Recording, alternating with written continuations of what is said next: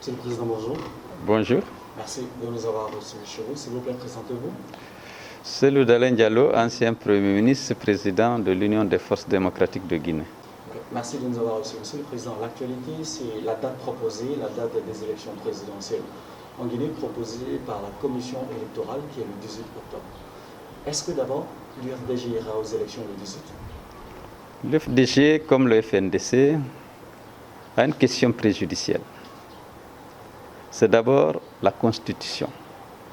C'est-à-dire, nous avons demandé l'annulation de la mascarade du 22 mars et donc la dissolution du Parlement et l'annulation de la Constitution que M. Alpha Condé a promulguée, une Constitution illégale et qui est une violation flagrante de la Constitution sur laquelle il a juré et qu'il avait prêté serment de respecter et de faire respecter.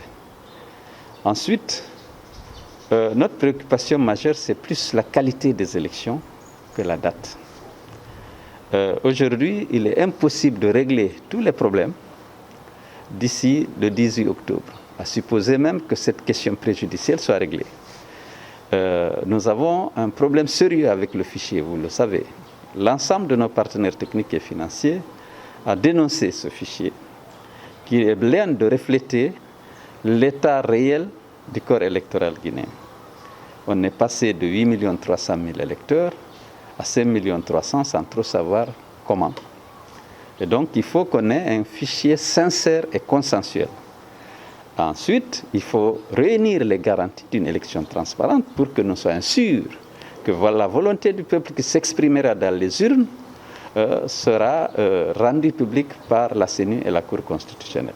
Et nous avons besoin de garanties. Ces garanties peuvent être discutées s'il y a un dialogue sincère avec la participation de nos partenaires techniques et financiers pour d'abord voir quel est le meilleur moment, quelles sont les actions à mettre en œuvre pour arriver à une élection libre, transparente et crédible.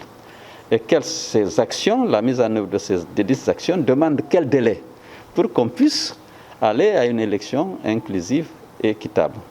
Aujourd'hui, ces conditions ne sont pas réunies.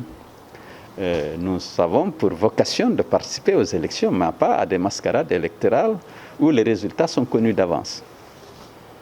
Donc, pour le moment, vous ne croyez pas à la tenue du 18? Nous ne sommes pas d'accord, nous allons nous opposer à l'organisation d'une élection sans que les conditions de la transparence, de l'équité, de la crédibilité de ces élections ne soient réunies. Est-ce que parmi ces conditions, il y a l'annulation de cette nouvelle constitution du 22 et la dissolution de l'Assemblée pour une candidature éventuelle du président Alpha Condé? Oui, nous avons demandé l'annulation du double scrutin du 22 mars. C'est parce que c'est au terme de cette mascarade qu'on nous a dit qu'il y a une nouvelle constitution. Même si aujourd'hui tout le monde est d'accord, ce n'est pas cette constitution qui a été promulguée. Avant de promulguer, Alpha Condé s'est rendu compte qu'il avait besoin de renforcer son pouvoir.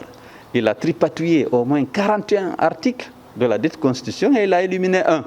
Et pour promulguer une constitution qu'il n'a pas soumise ni à la Cour constitutionnelle, ni au peuple de Guinée.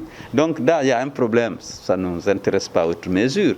Nous exigeons que ce double scrutin soit annulé, que la constitution qui en est issue soit annulée, que le Parlement qui en est issu soit dissous et qu'on se retrouve pour avoir un dialogue sincère, pour voir comment on peut organiser les élections législatives et l'élection présidentielle. S'il y a lieu, on peut les coupler, sinon on peut les différer. Et là, nous sommes prêts pour le délai à faire des concessions, mais pas sur les conditions de transparence, d'équité et de crédibilité des élections. Et si ces conditions ne sont pas réunies? Eh bien, nous allons nous opposer et nous allons nous battre, comme on l'a toujours fait, pour que ces conditions soient réunies, parce que c'est notre droit. Par la rue? Bien entendu, la rue aussi, puisque la rue est un droit constitutionnel octroyé par la loi fondamentale de notre pays. Donc on estime que par cette rue, vous vous êtes battu pour le 22, ce qui n'a pas abouti. Est-ce que vous allez continuer pour cette présidentielle? Et s'il y a un forcing du côté d'Alpha Condé? Écoutez, moi je ne suis pas de ceux qui pensent qu'on n'a pas réussi. On a réussi, des résultats ont été proclamés, mais qui n'avaient rien à voir avec la vérité des urnes. Le peuple de Guinée a boycotté parfois très activement ce scrutin. M. Alpha Condé a déclaré qu'il y a une participation de 60%. Il avait déjà décidé ça avant. Et que 91% des Guinéens ont voté pour sa constitution. Vous et moi, vous savez que ce n'est pas vrai. Ces résultats étaient connus à l'avance et ils n'ont pas reflété la vérité des urnes. D'une part, vous savez bien qu'au niveau de l'Assemblée, les résultats qui étaient à la CENI ont été ignorés. On a reparti les sièges des députés à la présidence. Alpha Condé a donné des sièges à des partis qui n'ont même pas réuni parfois 3000 électeurs, 3000 voix, alors que pour avoir un siège à l'Assemblée, compte tenu du taux de participation proclamé, il fallait 37 000 voix. Mais la plupart des partis politiques qui l'ont accompagné dans cette imposture, bon, comme il voulait les récompenser, il a donné 1 ou 2 députés à chacun, alors qu'aucun d'entre eux n'avait réuni le suffrage nécessaire pour avoir un seul siège.